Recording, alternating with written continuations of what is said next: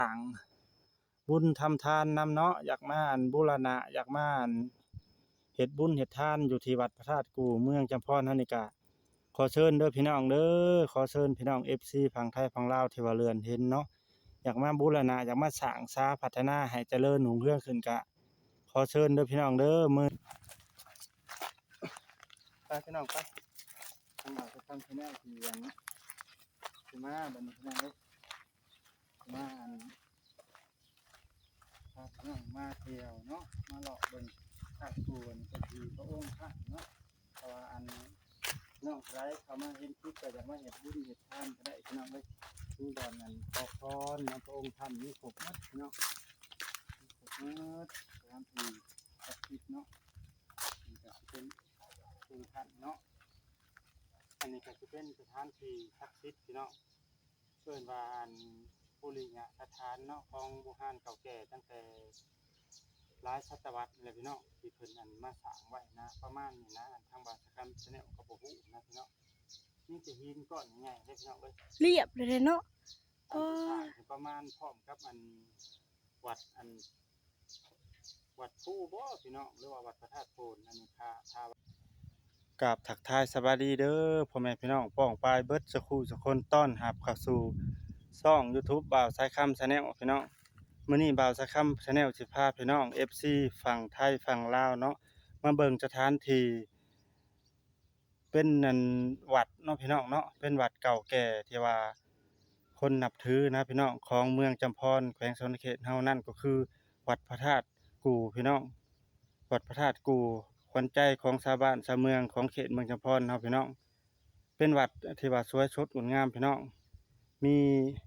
ปูริยะสถานที่ว่าเคารพนับถือพี่น้องสวยสดงดงามพี่น้องเอ้ยก่อนสิเข้าไปรับชมก็ฝากพี่น้องกดไลค์กดแชร์กดติดตามให้เด้อพี่น้องฝากกดติดตามช่อง YouTube ให้เด้อพี่น้องเด้อไปพี่น้องไปว่าสิสวยสดงดงามถ้าได้เข้าไปเบิ่งข้างในนำกันพี่น้องบ่าวสายคำ Channel สิพาเที่ยวเบิ่งพี่น้องมื้อนี้ไปพี่น้องไปสวัสดีเด้อพี่น้องตอนนี้ก็ฮอดแล้วเด้อพี่น้อง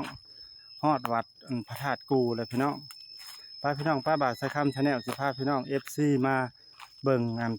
สถานที่วัดที่สวยสดงดงามในเมืองจำพรนั่นนี่แหละพี่น้องก็คือวัดพระธาตุกู่วัดคูบ้านคูเมืองเนาะสิ่งศักดิ์สิทธิ์ที่ว่าเคารพนบไหวของปวงชนลาวเฮาแหละพี่น้องขออนุญาตบาดคำเด้อครูบาอาจารย์คุณพระคุณเจ้าน้อยมาขอถ่ายคลิปช่อง YouTube เด้อพี่น้องท่านองค์ท่านทั้งหลายก็ได้ขน้อยขออนุญาตถ่ายคลิปเด้อมื้อนี้บ่าวสายคำ Channel ก็ได้มาอัปเดตมาถ่ายช่อง YouTube เนาะให้พี่น้องเห็นเนาะอันนี้ก็คือสถานที่วัดพี่น้องวัดพระธาตุกู่อยู่ที่เมืองจำพรเฮาเมืองจำพรเฮานี่แหละพี่น้องสวยสดงดงามได้พี่น้องอันนี้พี่น้องบ่าวสายคำ Channel พาพี่น้องมาเบิ่งพี่น้อง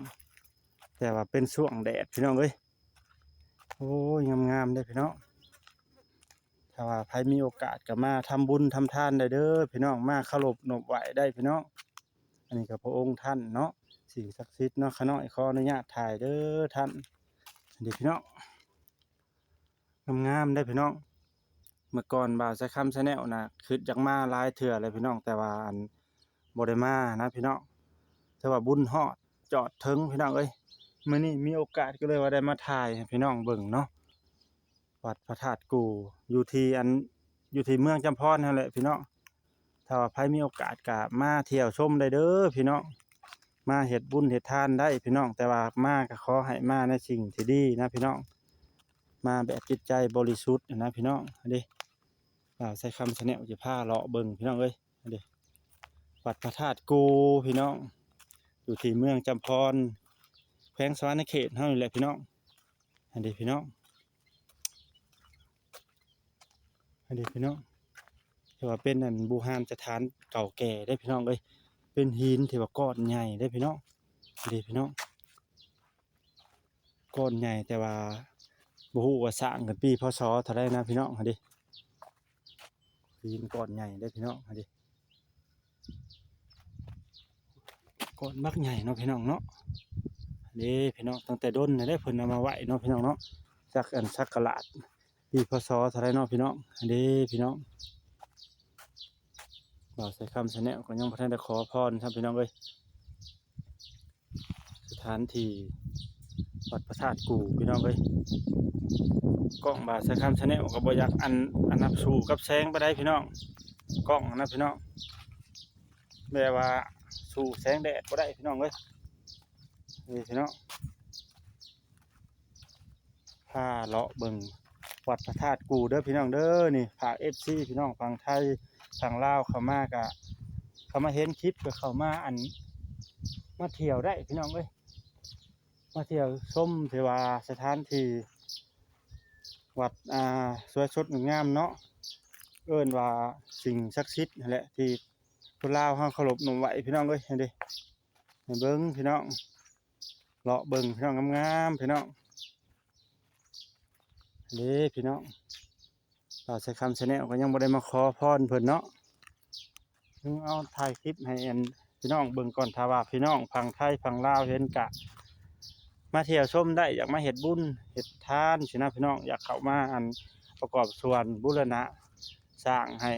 วัดพระธาตุกู่นี่รุ่งเรืองเรืองเพิ่นก็แฮงเป็นกันดีพี่น้องเอ้ยผู้ใดที่ว่าเห็นคลิปทั้งYouTube บ่าวใส่คำชาแนลอยากมาเบิ่งบ่อยากมาร่วมสร้างบุญสร้างทานนำก็แฮงดีเด้อพี่น้องเด้ออนุโมทนานำกันคิดแบบนั้นพี่น้องวันนี้บ่าวใส่คำชาแนลก็มาอัปเดตมาถ่ายคลิปให้พี่น้องเบิ่งพี่น้องเอ้ยอันนี้พี่น้องอันนี้สิเป็นบริเวณเด้อพี่น้องบริเวณในวัดนะพี่น้องพี่น้องป้าเลาะเบิ่งพี่น้องเลาะเบิ่งพี่น้องงามได้พี่น้องเอ้ยงามได้พี่น้องทางในวัดพระธาตุกู่เด้อพี่น้องเด้อนี่นะดูเมืองจำพรเท่านี่แหละพี่น้องเอ้ยถ้าว่าผู้ใดเห็นคลิปเห็นช่อง YouTube บ่าวใส่คำนี่ก็อยากมาโม้บุญบ่อยากมาสร้างสาพัฒนาอยู่วัดนี่ก็บ่เป็นหยังพี่น้องก็แฮงโมทนานำถ้าว่าเห็นคลิปบ่าวใส่คำ Channel เอาลงช่อง YouTube อยากมาเฮ็ดบุญบ่อยากมาสมทบสร้างบ่ก็แฮงอนุโมทนานำเด้อพี่น้องถ้าว่าเลื่อนเห็นนะพี่น้องแต่ว่าขอให้มาในทางที่ดีนะพี่น้องมาสร้างวัดสร้างว่ามาโมทนาบ่มาช่วยเหลือครูบาอาจารย์เพิ่นแฮงเป็นกันดีเด้อพี่น้องเด้อไปบ่าวใส่คำ Channel สิพาเลาะเบิ่งอันนี้บริเวณวัดพระธาตุกู่เนาะวัดพระธาตุกู่วัดคูบ้านคูเมืองของเมืองจำพรเฮาพี่น้องแต่ละปีเพิ่นก็สิจัดงานบุญอยู่ดอกพี่น้องเอ้ยบ่าวใส่คำ Channel ว่าว่าสิมาเบิ่งบ่ได้มาสุดก่อนนะได้แต่ถ่ายคลิปอยู่ข้างในข้างนอกประตูโค้งนำบางเดือนก่อนมาถ่ายคลิปพี่น้องเดือนก่อนนะแต่ว่าอยากเข้ามาบ่มีโอกาสมาบุญบ่ทันฮอดบ่ช่วงก่อนพี่น้องแต่ว่าช่วงนี้นะคือบุญสิฮอดเลยพี่น้องเอ้ยได้เข้ามาฮอดทีแล้วดีใจแฮงบ่าวใส่คำ Channel ก็ได้เข้ามาเลาะเบิ่งสถานที่ปุริยสถานโบราณของเก่าแก่เนาะเดี๋ยวสิเป็นกุฏ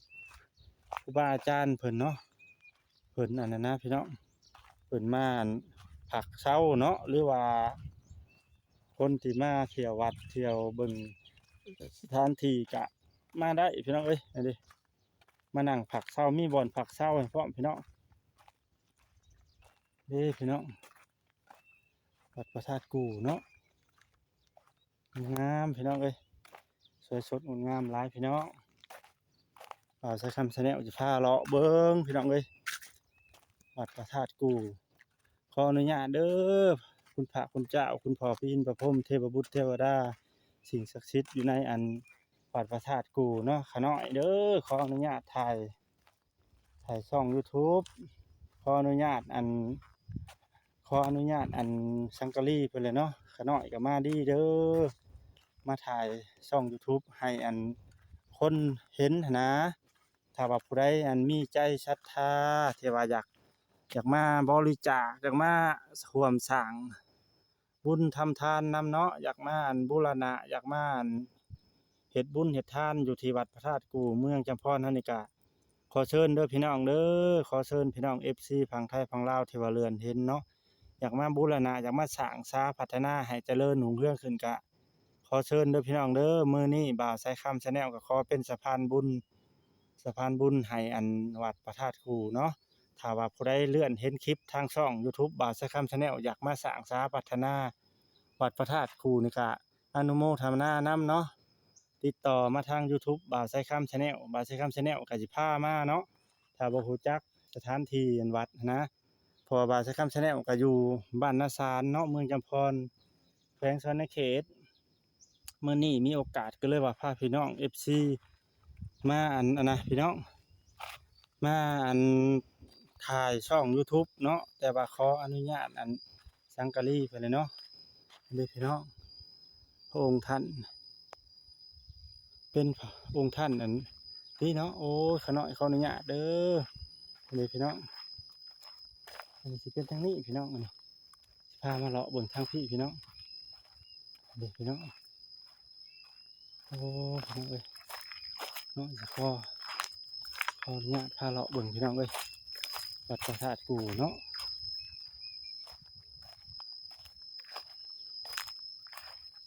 ขออนุญาตถ่ายเบิ่งเนาะ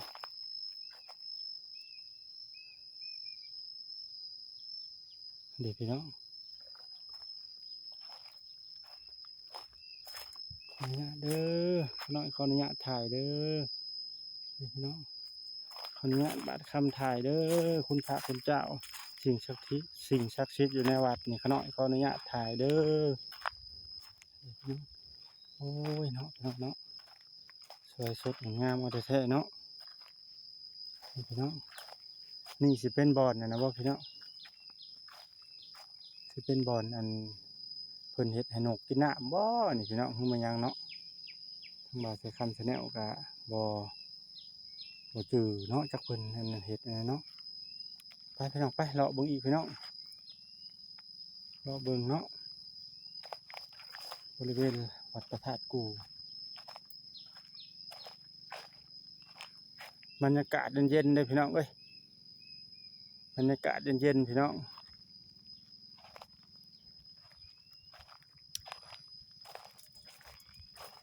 บรรยากาศเย็นๆพี่น้องแต่เพิ่นก็กำลังรุดใหม่ได้พี่น้องรุดต่อใหม่ต่อยังออกนะพี่น้องที่ว่าเพิ่นอันเฮ็ดคักได้พี่น้องเฮ็ดแบบอันสวยสดงดงามนะพี่น้องเด้โธ่งามเลยพี่น้องเอ้ยเ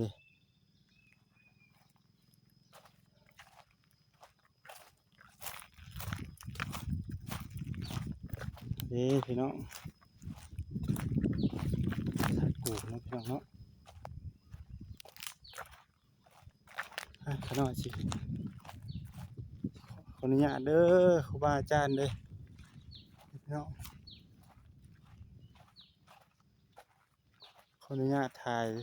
ช่อง YouTube เด้อครูบาอาจารย์เด้อขอหน่อยมาถ่ายช่อง YouTube ให้อันคนเห็นเนาะถ้าว่าผู้ใดมีอันใจศรัทธาใจศรัทธาอยากร่วมมาสร้างวัดสร้างว่าเข้ามาได้เด้อพี่น้องเด้ออยากได้บุญอยากได้กุศลก็มาได้เนาะอันนี้สิเป็นทางเขาได้พี่น้องเอ้ยทางเขาเดี๋ยวมีอันสร้างคำเนาะยืนอยู่เนาะปั้นไว้อย่างงามเลยพี่น้องเอ้ยเด้มาได้ช่วงแดดพี่น้องเอ้ยคันบ่แดดนี่คือสิอันคักกว่านี้เด้เนาะสร้างคำพี่น้องเด้อันนี้ก็สิเป็นอันนี้พี่น้องสองทางพี่น้องเอ้ยสร้างคำเด้พี่น้องสองข้างทางพี่น้องสองข้างทางเด้อันนี้สิเป็นบริเวณทางเขาอันนี้พี่น้องทางเขาพี่น้องอันนี้นะทางเขาพี่น้องอันนี้ทางเขาได้พี่น้อง